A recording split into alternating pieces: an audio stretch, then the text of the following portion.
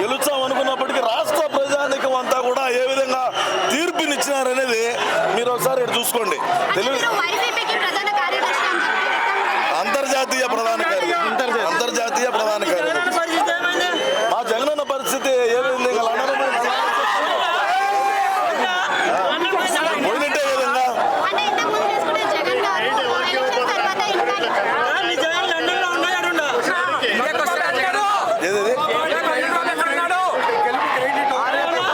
గెలుపు తెలుగుదేశం పార్టీదే కదా.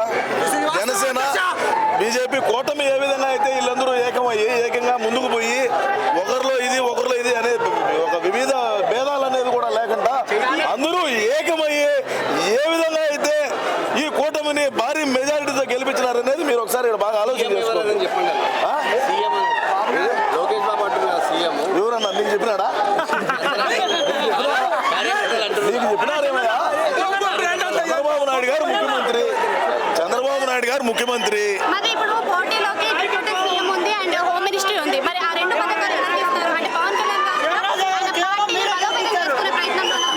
ఇప్పుడు తెలుగుదేశం పార్టీలో ఉండే వాళ్ళు ఏమవుతారని నన్ను అడిగితే నేనేం చెప్తాను. నేను వైసీపీ పార్టీ అంతర్జాతీయ ప్రధాన కార్యదర్శి. రోజా పరిస్థితి ఏంటి సార్? రోజా పరిస్థితి అస్సాం ట్రాక్టర్ టాలీల మీద డాన్సులు వేసుకోవాలి.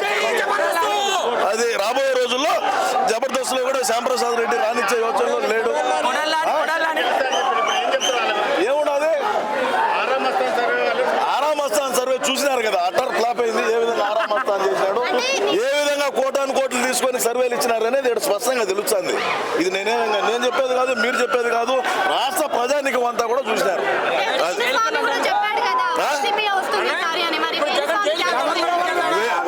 వేణుస్వామిని ఓటు చూసుకోమని చెప్పండి ఫస్ట్, మళ్ళీ